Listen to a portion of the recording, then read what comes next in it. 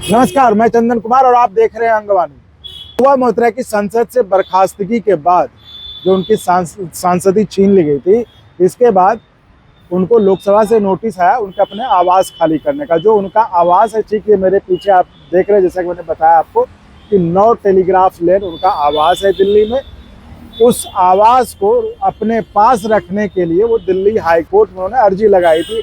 अर्जी में ये कहा गया था कि चूंकि उनका मामला उनकी याचिका सुप्रीम कोर्ट में है, इसलिए कम से कम तब तक जो है उनसे आवास खाली नहीं कराया जाए।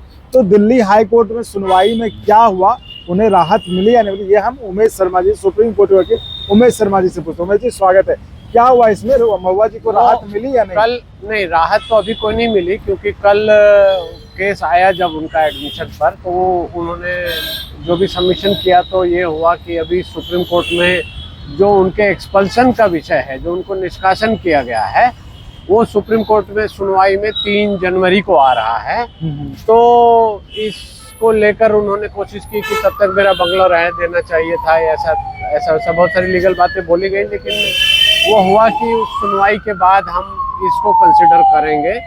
जाहिर सी बात है कि जब आपकी सांसदी बहाल हो जाती है तो आपको क्वार्टर जो है वो तो बहाल होगा या नया मिलेगा, जो भी होगा, जैसा कि इसके पहले हम राहुल गांधी के केस में भी देख चुके हैं। तो ये बातें पहले भी होती थी, लेकिन अब ऐसा हो गया कि अब की सरकार थोड़ी त्वरित लेवल पर कार्रवाई करती है। ये विवाद का विषय है कि विपक्ष के लिए ज़्यादा करती है या दूसरे सांसद हैं, अपनी पार्टी के सांसद अगर कोई डिस्क्वालीफाई होते हैं तो उनके लिए तेज़ी से करती है। लेकिन ये है कि कानूनी रूप से जो स्टेट डिपार्टमेंट है वो तेज़ी से काम करता है, नोटिस तुरंत देता है, फिर खाली कराने पहुंच जाता है।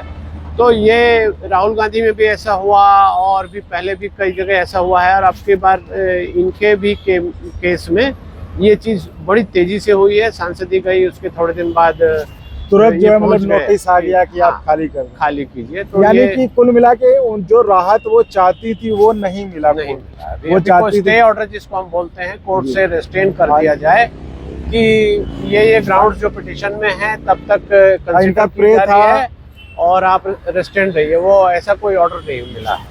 तो जैसा कि वकील साहब ने बताया कि इनका जो प्रे ये था कि चूंकि इनका मामला सुप्रीम कोर्ट में है और चुनाव को अब जो है 2-3 महीने बचे हैं, तो इनको तब तक रहने दिया जाए। उन्होंने यही मांग की थी, जिस पर कि हाईकोर्ट ने साफ साफ कहा कि ऐसा है तो सुप्रीम कोर्ट में सुनवाई है ही 3 तारीख को। अगर सुप्रीम कोर्ट आपको कुछ आपकी सांसदी बहाल कर देती या स्टे कर देती है तो आपके पास बंगला ऑटोमेटिकली रह जाएगा। तो अब इंतजार है 3 का, देखते हैं सुप्रीम कोर्ट का क्या फैसला है। धन्यवाद।